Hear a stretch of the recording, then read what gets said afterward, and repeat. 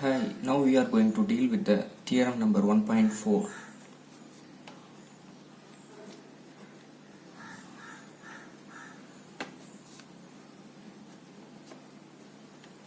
which states that if A is a non-singular, if A,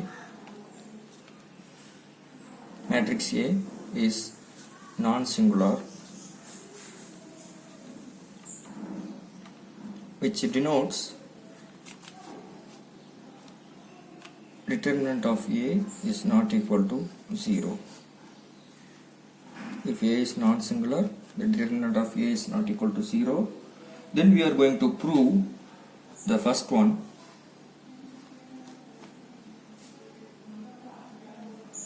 determinant of A inverse is equal to 1 by determinant of A.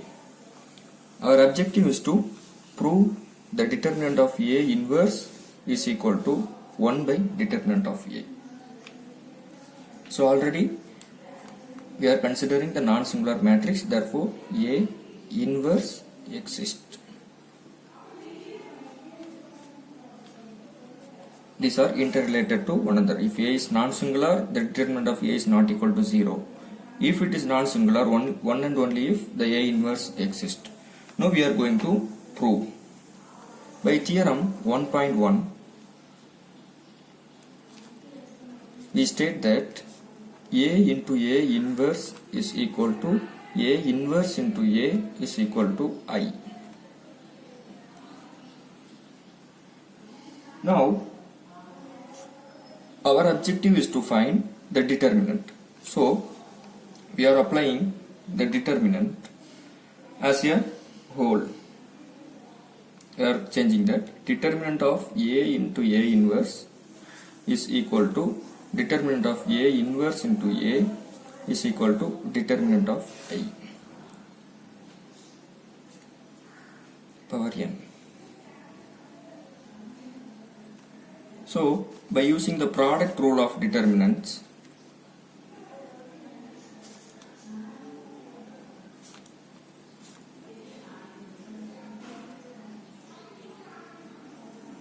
we state that determinant of A into determinant of A inverse is equal to determinant of I, which is equal to 1.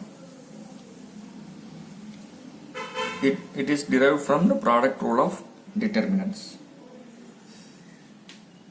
So, by considering this one, determinant of A into determinant of A inverse is equal to 1.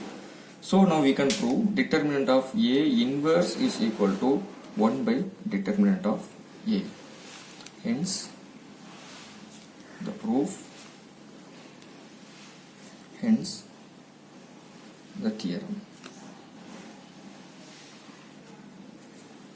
So here we are using the product rule of determinants, which states that the product rule states that determinant of matrix A into determinant of matrix A inverse is equal to determinant of I, which is equal to 1.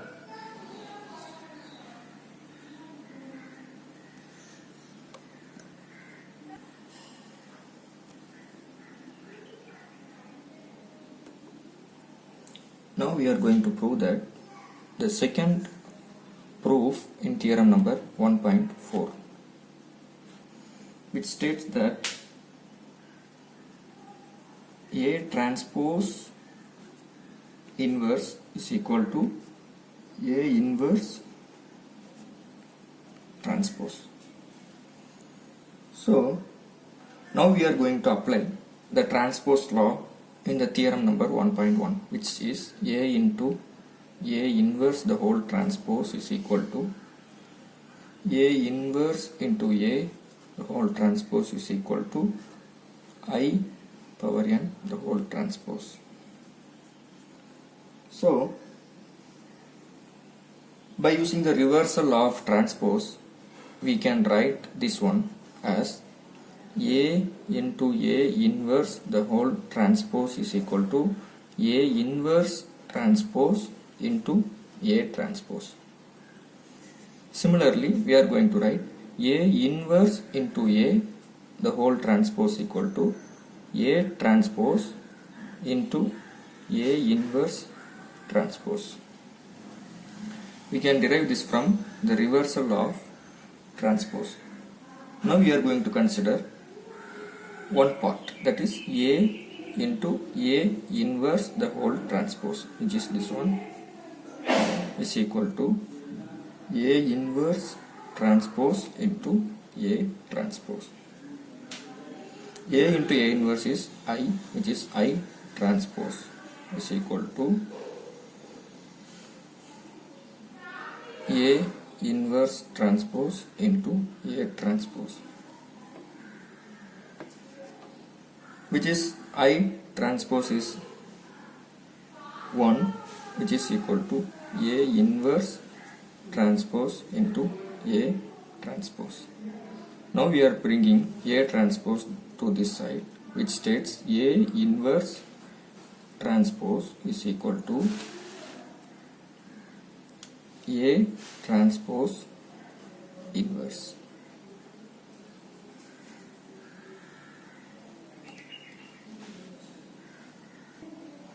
So the next subdivision in the theorem number 1.4 is we are going to prove that lambda into A the whole inverse is equal to 1 by lambda into A inverse, where lambda is non-zero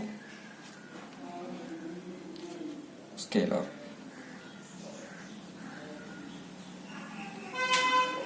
So for this one we are going to consider the theorem A into A inverse is equal to A inverse into A is equal to I. So now we are going to multiply by lambda. We are going to multiply by lambda. Lambda A into, since it is A inverse, we are taking the reciprocal of lambda.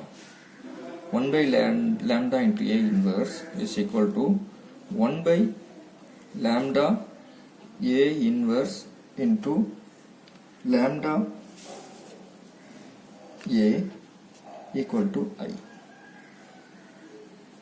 So now we are going to take this part, lambda A into 1 by lambda A inverse is equal to I, which value is 1. So we are going to multiply by this one, 1 by lambda into A inverse is equal to lambda A inverse.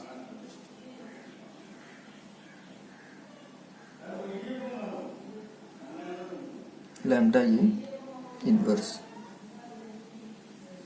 So we prove that 1 by lambda into A inverse is equal to lambda into A inverse, since we are going to move this one to this side. So here we are taking lambda A the whole inverse. Hence we prove it is the whole inverse. So hence we prove that 1 by lambda into A inverse is equal to lambda A the whole inverse. Hence we proved the theorem 1.4.